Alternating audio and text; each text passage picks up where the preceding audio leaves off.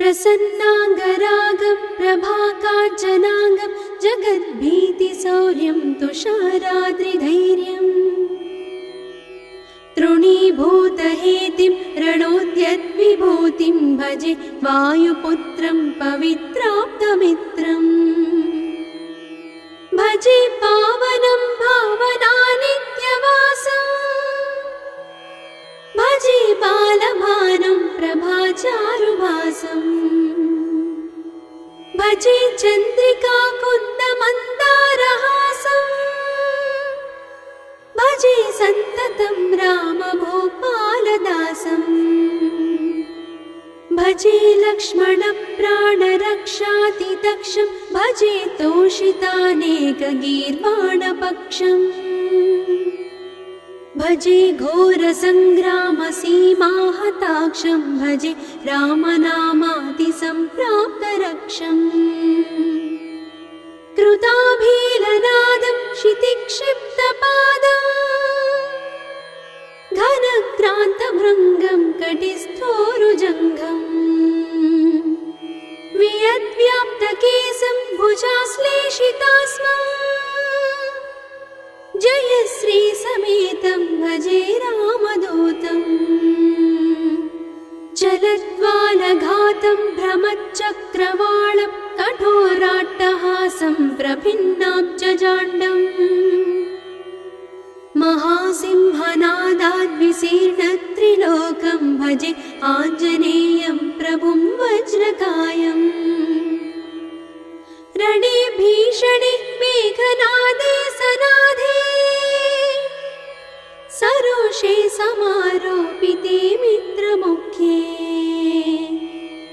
खगानां घनानां सुराणां च मार्गे नतं तं वहं तं हनुमन्तमीडे कनद्रत्नजम्भारिदम्भोळिधारं कनद्दन्तनिर्धूतकालोग्रदन्तम् पदाघातभीताब्धिभूताधिवासं रणक्षोणिदक्षं भजे पिङ्गळाक्षम् महाग्राहपीडा महोत्पातपीडा महारोगपीडा महातीव्रपीडा हरत्यासुते पादपद्मानुरक्तो नमस्ते कपिश्रेष्ठ रामप्रियो यः सुधा सिन्धुमुल्लङ्घ्य नाथोग्रदीप्तः सुधा चौषधीस्ता प्रगुप्तप्रभावः षडद्रोणशैलस्य सारेण सेतुं विना भूस्वयं कः समर्थः कपीन्द्रः निरातङ्कमाविश्य लङ्कां विसम्पो भवानेव सीतातिशोकापहारी समुद्रान्तरङ्गादिरौद्रं विनिद्रम् विलङ्घ्योरुजङ्घस्तुता मर्त्यसङ्घः रमानाथ रामः क्षमानाथ रामः अशोकेन शोकं विहाय प्रहर्षम् वनान्तर्घनं जीवनं दानवानं विपाट्य प्रहर्षात् हनुमान् त्वमेव जराभारतो भूरिपीडां शरीरे निराधारणारूढगाढप्रतापे भवत्पादभक्तिं भवद्भक्तिरक्तिं कुरु श्रीहनुमत्प्रभो मे दयाळो महायोगिनो ब्रह्मरुद्रादयो वा न जानन्ति तत्त्वं निजं राघवस्य कथं ज्ञायते मातृसे नित्यमेव प्रसीद प्रभो वानरेन्द्रो नमस्ते नमस्ते महासत्त्ववाहाय तुभ्यं नमस्ते महावज्रदेहाय तुभ्यं नमस्ते परिभूतसूर्याय तुभ्यम्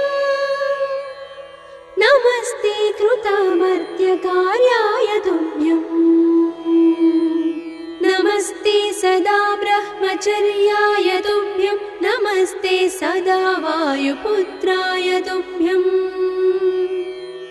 नमस्ते सदा पिङ्गलाक्षाय तुभ्यं नमस्ते सदा रामभक्ताय तुभ्यं हनुमद्भुजङ्गप्रयातं प्रभाते प्रदोषेऽपि वाचार्थरात्रेऽपि मर्त्यः पठन्नस्नतोऽपि प्रमुक्ताघजालः सदा सर्वदा रामभक्तिं प्रयाति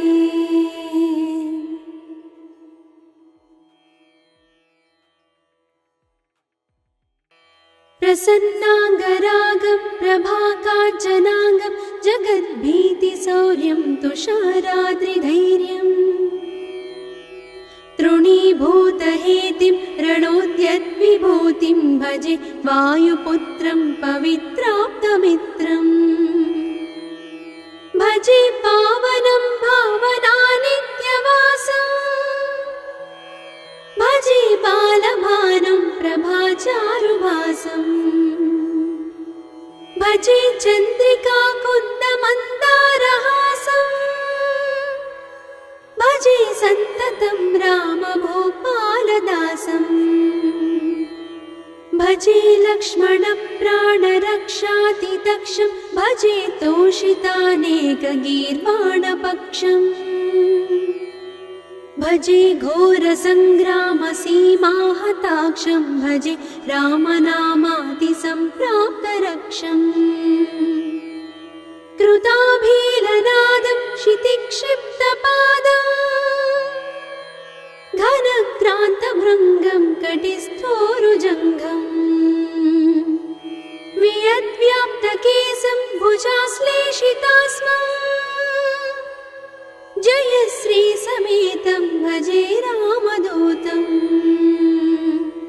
चलद्वालघातं भ्रमच्चक्रवालं कठोराट्टहासं प्रभिन्नाब्जजाण्डम्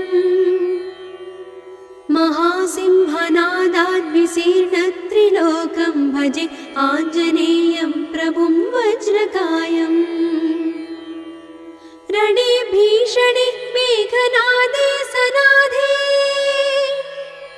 सरोषे समारोपिते मित्रमुख्ये खगानां घनानां सुराणां च मार्गे नतं तं वहं तं हनुमन्तमीडे कनद्रत्नजम्भारिदम्भोळिधारं कनद्दन्तनिर्धूतकालोग्रदन्तम् पदाघातभीताब्धिभूताधिवासं रणक्षोणिदक्षं भजे पिङ्गलाक्षम् महाग्राहपीडा महोत्पातपीडा महारोगपीडा महातीव्रपीडा हरत्यासुते पादपद्मानुरक्तो नमस्ते कपिश्रेष्ठ रामप्रियो यः सुधा सिन्धुमुल्लङ्घ्यनाथोग्रदीप्तः सुधा चौषधीस्था प्रगुप्तप्रभावः षडद्रोणशैलस्य सारेण सेतुं विना भूस्वयं कः समर्थः कपीन्द्रः निरातङ्कमाविश्य लङ्कां विसम्पो भवानेव सीतातिशोकापहारी समुद्रान्तरङ्गादिरौद्रं विनिद्रम् विलङ्घ्योरुजङ्घस्तुता मर्त्यसङ्घः रमानाधरामः क्षमानाधरामः अशोकेन शोकं विहाय प्रहर्षम् वनान्तर्घनं जीवनं दानवानं विपाट्य प्रहर्षात् हनुमान् त्वमेव जराभारतो भूरिपीडां शरीरे निराधारणारूढगाढप्रतापे भवत्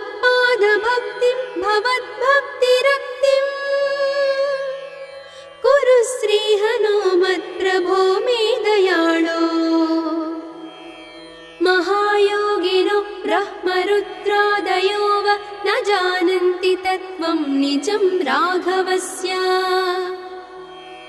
कथं ज्ञायते मातृसे नित्यमेव प्रसीद प्रभो वानरेन्द्रो नमस्ते नमस्ते महासत्त्ववाहाय तुभ्यं नमस्ते महावज्रदेहाय तुभ्यं नमस्ते परिभूतसूर्याय तुभ्यं नमस्ते कृतामर्त्यकार्याय तुभ्यं नमस्ते सदा ब्रह्मचर्याय तुभ्यं नमस्ते सदा वायुपुत्राय तुभ्यं नमस्ते सदा पिङ्गळाक्षाय तुभ्यं नमस्ते सदा रामभक्ताय तुभ्यं हनुमद्भुजङ्गप्रयातं प्रभाते प्रदोषेऽपि वाचार्थरात्रेऽपि मर्त्यः पठन्नस्नतोऽपि प्रमुक्ताघजालः सदा सर्वदा रामभक्तिं प्रयाति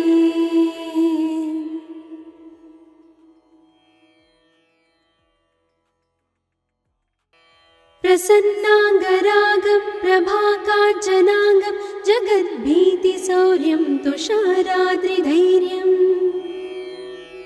तृणीभूतहेतिं रणोद्यद्विभूतिं भजे वायुपुत्रं पवित्राप्तमित्रम् भजे पावनं भावनानित्यवासम्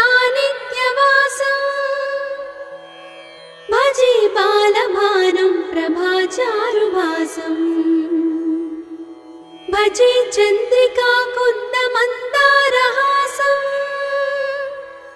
भजे सन्ततं रामभूपालदासम् भजे लक्ष्मणप्राणरक्षातिदक्षं भजे तोषितानेकगीर्वाणपक्षम् भजे घोरसङ्ग्रामसीमाहताक्षं भजे रामनामातिसम्प्राप्तरक्षम् कृताभीलनादं क्षितिक्षिप्तपादम् घनक्रान्तभृङ्गं कटिस्थोरुजङ्घम् वियद्व्याप्तकेशं भुजाश्लेषितास्मम् जयश्रीसमेतं भजे रामदूतम् चलद्वालघातं भ्रमच्चक्रवालं कठोराट्टहासं प्रभिन्नाब्जजाण्डम् महासिंहनादाद्विशीर्णत्रिलोकं भजे आञ्जनेयं प्रभुं वज्रकायम् रणे भीषणे मेघनादे सनाधे सरोषे समारोपिते मित्रमुख्ये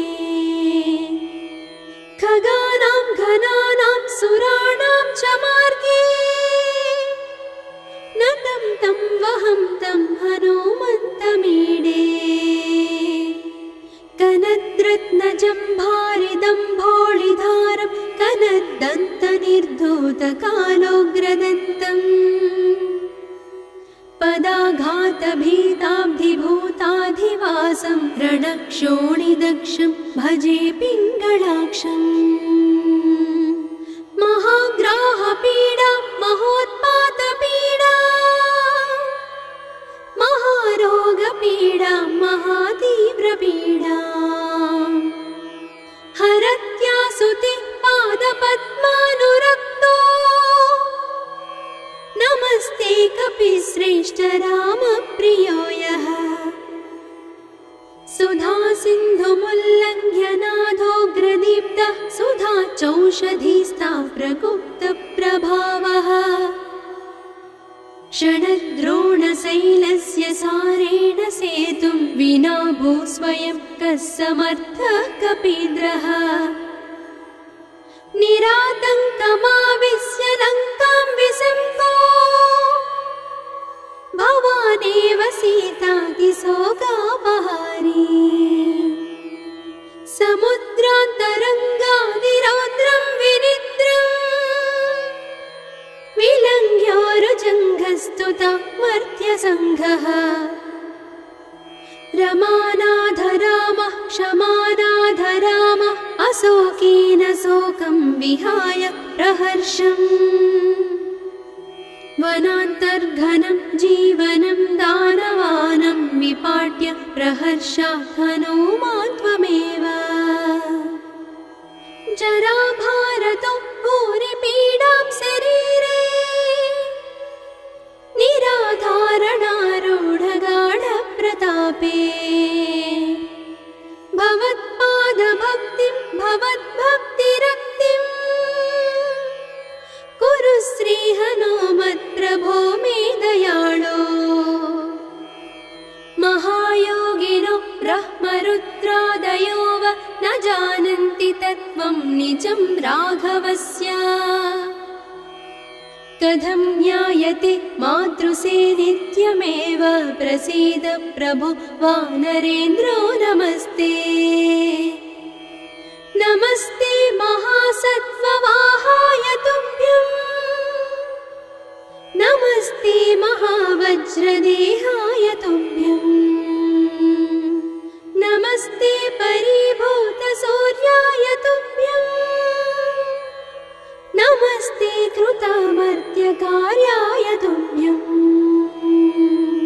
नमस्ते सदा ब्रह्मचर्याय तुभ्यं नमस्ते सदा वायुपुत्राय तुभ्यं नमस्ते सदा पिङ्गळाक्षाय तुभ्यं नमस्ते सदा रामभक्ताय तुभ्यं हनुमद्भुजङ्गप्रयातं प्रभाते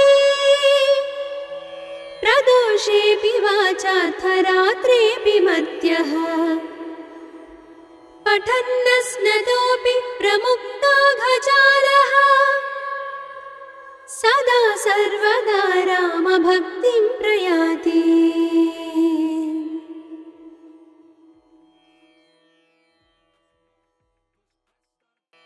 प्रसन्नाङ्गरागं प्रभाकाञ्चनाङ्गं जगद्भीतिशौर्यं तुषाराद्रिधैर्यम् तृणीभूतहेतिं रणोद्यद्विभूतिं भजे वायुपुत्रं पवित्राप्तमित्रम् भजे पावनं भावनानित्यवासम् भजे बालभानं प्रभाचारुभासम् भजे चन्द्रिका कुन्दमन्दारहासम् भजे सन्ततं रामभूपालदासम् भजे लक्ष्मणप्राणरक्षातिदक्षं भजे तोषितानेकगीर्वाणपक्षम् भजे घोरसङ्ग्रामसीमाहताक्षं भजे रामनामातिसम्प्राप्तरक्षम् कृताभीलनादं क्षितिक्षिप्तपादम् घनक्रान्तभृङ्गं कटिस्थोरुजङ्घम् वियद्व्याप्तकेशं भुजाश्लेषितास्मम् जयश्रीसमेतं भजे रामदूतम् चलद्वालघातं भ्रमच्चक्रवालं कठोराट्टहासं प्रभिन्नाब्जजाण्डम् महासिंहनादाद्विशीर्णत्रिलोकं भजे आञ्जनेयं प्रभुं वज्रकायम् रणे भीषणे मेघनादे सनाधे सरोषे समारोपिते मित्रमुख्ये खगानां घनानां सुराणां च मार्गे नतं तं वहं तं हनुमन्तमीडे कनद्रत्नजम्भारिदम्भोळिधारं कनद्दन्तनिर्धूतकालोग्रदन्तम् पदाघातभीताब्धिभूताधिवासं रणक्षोणिदक्षं भजे पिङ्गळाक्षम् महाग्राहपीडा महोत्पातपीडा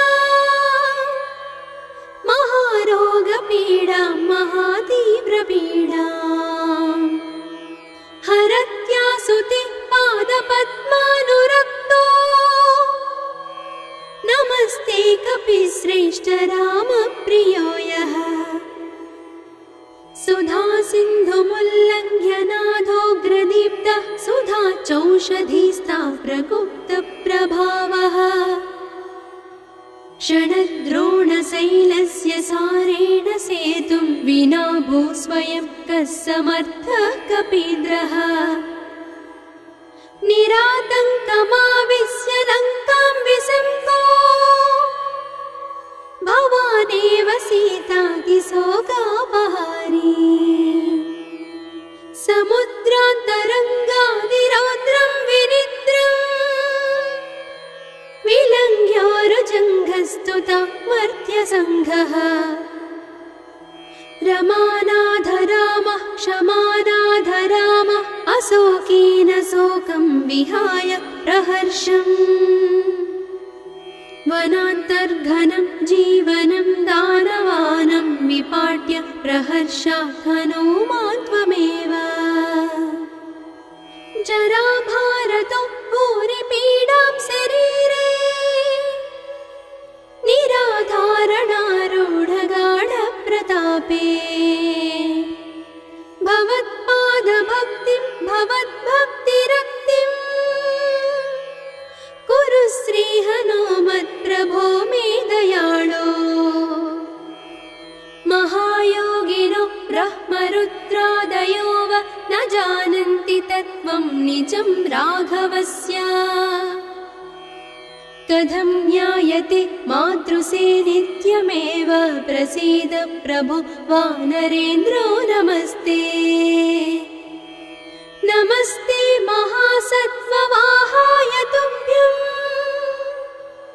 नमस्ते महावज्रदेहाय तुभ्यं नमस्ते परिभूतसूर्याय तुभ्यं नमस्ते कृतामर्त्यकार्याय तुभ्यं नमस्ते सदा ब्रह्मचर्याय तुभ्यं नमस्ते सदा वायुपुत्राय तुभ्यं नमस्ते सदा पिङ्गळाक्षाय तुभ्यं नमस्ते सदा रामभक्ताय तुभ्यं हनुमद्भुजङ्गप्रयातं प्रभाते प्रदोषेऽपि वाचार्थरात्रेऽपि मर्त्यः पठन्नस्नतोऽपि प्रमुक्ताघजालः सदा सर्वदा रामभक्तिं प्रयाति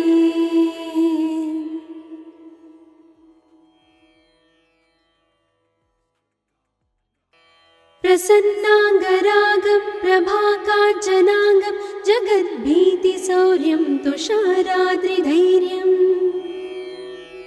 तृणीभूतहेतिं रणोद्यद्विभूतिं भजे वायुपुत्रं पवित्राप्तमित्रम्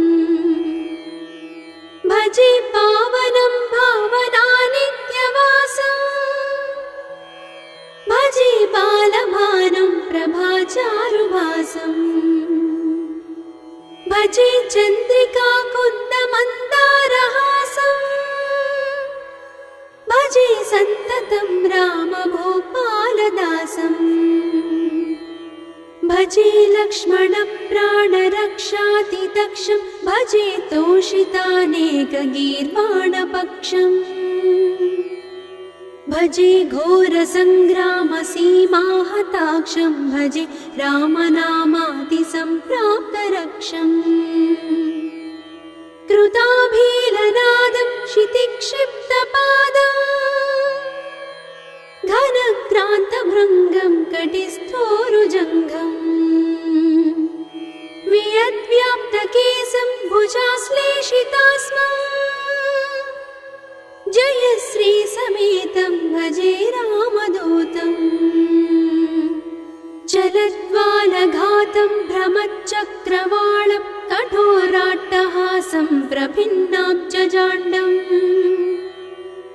महासिंहनादाद्विशीर्णत्रिलोकं भजे आञ्जनेयं प्रभुं वज्रकायम् रणे भीषणे मेघनादे सनादे सरोषे समारोपिते मित्रमुख्ये खगानां घनानां सुराणां च मार्गे नतं तं वहं तं हनुमन्तमीडे कनद्रत्नजम्भारिदम्भोळिधारं कनद्दन्तनिर्धूतकालोग्रदन्तम् पदाघातभीताब्धिभूताधिवासं रणक्षोणिदक्षं भजे पिङ्गळाक्षम् महाग्राहपीडा महोत्पातपीडा महारोगपीडा महातीव्रपीडा हरत्यासुति पादपद्मानुरक्तो नमस्ते कपिश्रेष्ठ रामप्रियो यः सुधा सिन्धुमुल्लङ्घ्य नाथोग्रदीप्तः सुधा चौषधीस्ता प्रगुप्तप्रभावः षडद्रोणशैलस्य सारेण सेतुं विना भूस्वयं कः समर्थः कपीन्द्रः निरातङ्कमाविश्य लङ्कां विसङ्गो भवानेव सीतातिशोकापहारी समुद्रान्तरङ्गादिरौद्रं विनिद्रम् विलङ्घ्योरुजङ्घस्तुता मर्त्यसङ्घः रमानाधरामः क्षमानाधरामः अशोकेन शोकं विहाय प्रहर्षम् वनान्तर्घनं जीवनं दानवानं विपाट्य प्रहर्षात् हनुमान् त्वमेव जराभारतो भूरिपीडां शरीरे निराधारणारूढगाढप्रतापे भवत्पादभक्तिं भवद्भक्तिरक्तिं कुरु श्रीहनुमत्प्रभो मे दयाळो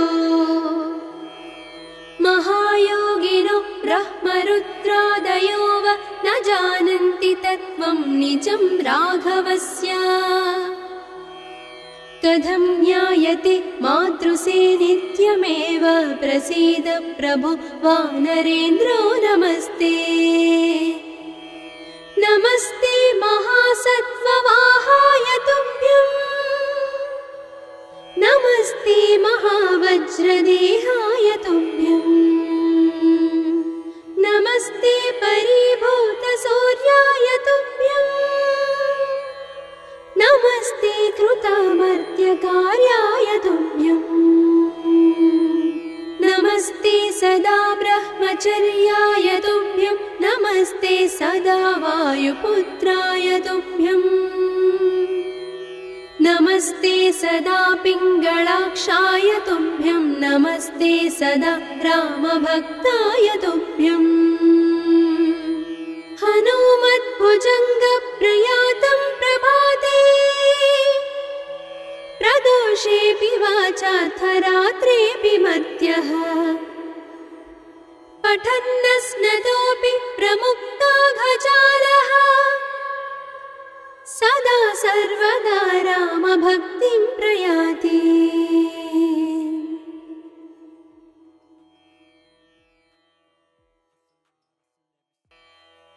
प्रसन्नाङ्गरागं प्रभाकाञ्चनाङ्गं जगद्भीतिशौर्यं तुषाराद्रिधैर्यम्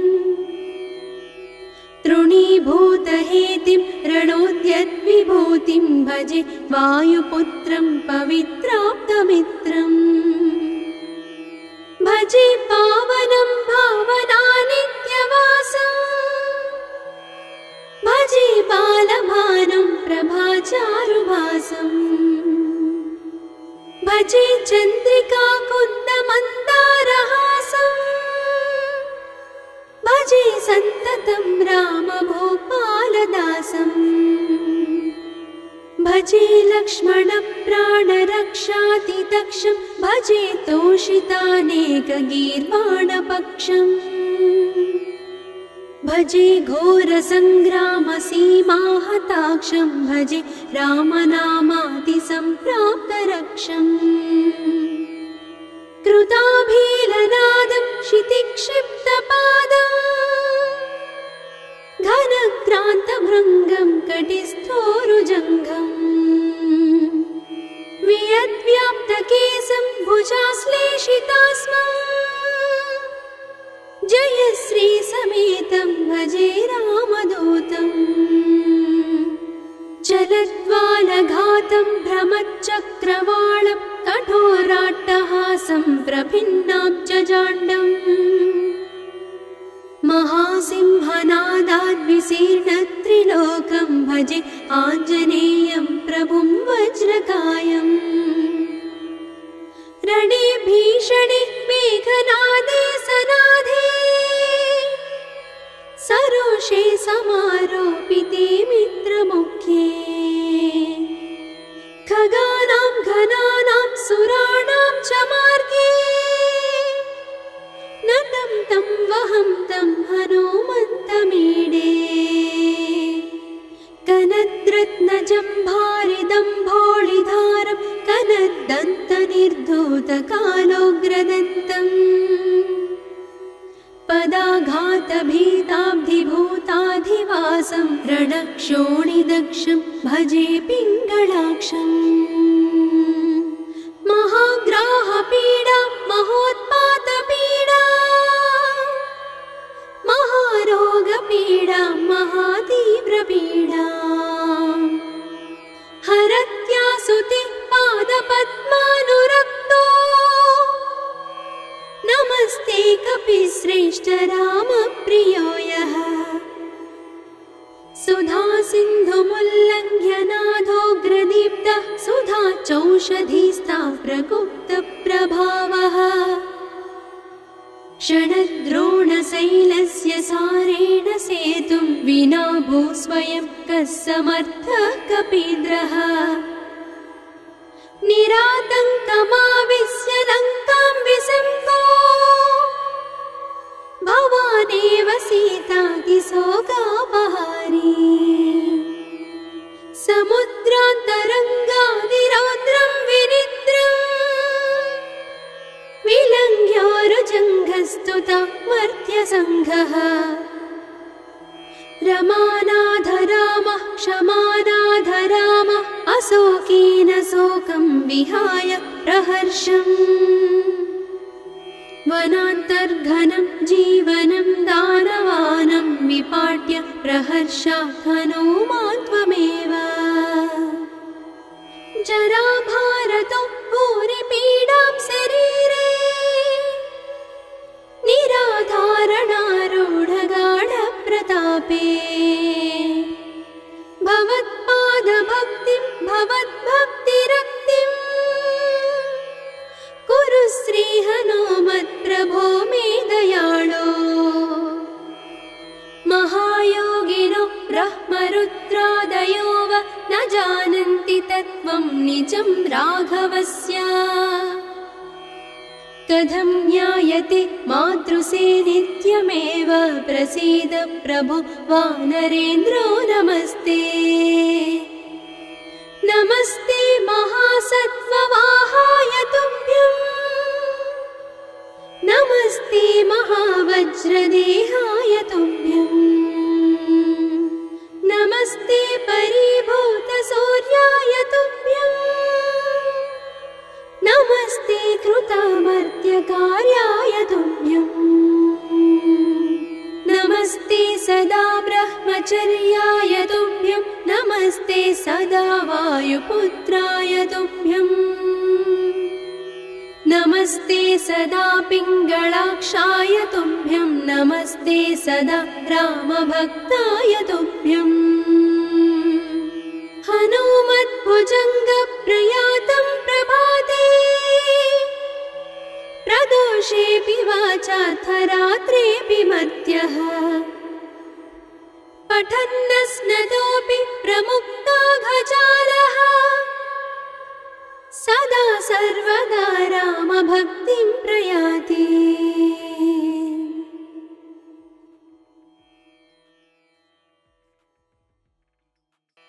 प्रसन्नाङ्गरागं प्रभाकाञ्चनाङ्गं जगद्भीतिशौर्यं तुषाराद्रिधैर्यम्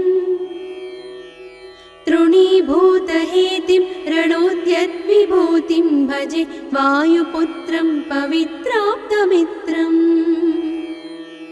भजे पावनं भावनानित्यवासम् भजे बालभानुं प्रभाचारुभासम् भजे चन्द्रिकाकुन्दमन्दारहासम् भजे सन्ततं रामभूपालदासम् भजे लक्ष्मणप्राणरक्षातिदक्षं भजे तोषितानेकगीर्वाणपक्षम् भजे घोरसङ्ग्रामसीमाहताक्षं भजे रामनामातिसम्प्राप्तरक्षम् कृताभीलनादं क्षितिक्षिप्तपादम् घनक्रान्तभृङ्गं कटिस्थोरुजङ्घम् वियद्व्याप्तकेशं भुजाश्लेषितास्मम् जयश्रीसमेतं भजे रामदूतम् चलद्वालघातं भ्रमच्चक्रवालं कठोराट्टहासं प्रभिन्नाब्जजाण्डम् महासिंहनादाद्विशीर्णत्रिलोकं भजे आञ्जनेयं प्रभुं वज्रकायम् रणे भीषणे मेघनादे सनाधे सरोषे समारोपिते मित्रमुख्ये खगानां घनानां सुराणां च मार्गे नतं तं वहं तं हनुमन्तमीडे कनद्रत्नजम्भारिदम्भोळिधारं कनद्दन्तनिर्धूतकालोग्रदन्तम् पदाघातभीताब्धिभूताधिवासं रणक्षोणिदक्षं भजे पिङ्गळाक्षम् महाग्राहपीडा महोत्पातपीडा महारोगपीडा महातीव्रपीडा हरत्यासुते पादपद्मानुरक्तो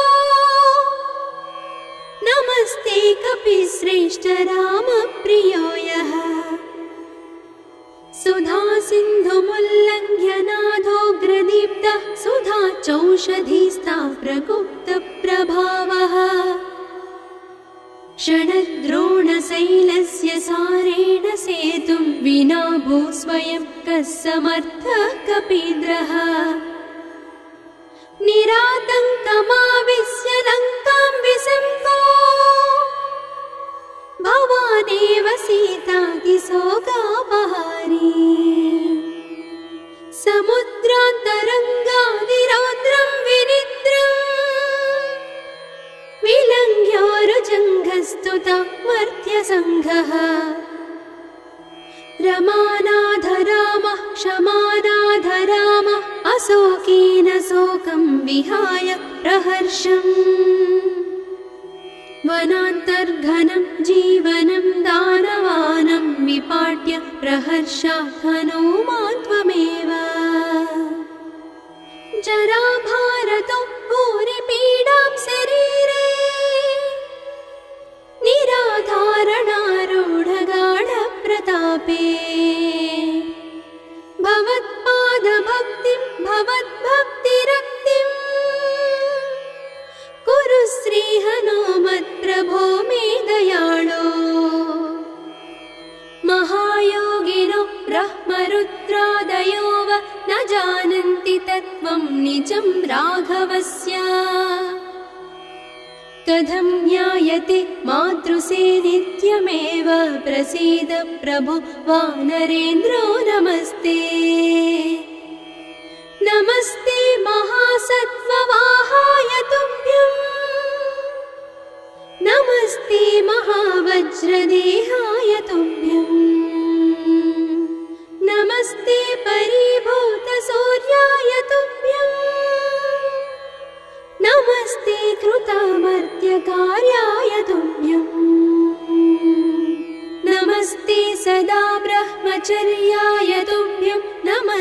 सदा वायुपुत्राय तुभ्यम् नमस्ते सदा पिङ्गलाक्षाय तुभ्यं नमस्ते सदा रामभक्ताय तुभ्यम् हनुमद्भुजङ्गप्रयातं प्रभाते प्रदोषेऽपि वाचार्थरात्रेऽपि मर्त्यः पठन्नस्नतोऽपि प्रमुक्ताघजालः सदा सर्वदा रामभक्तिं प्रयाति।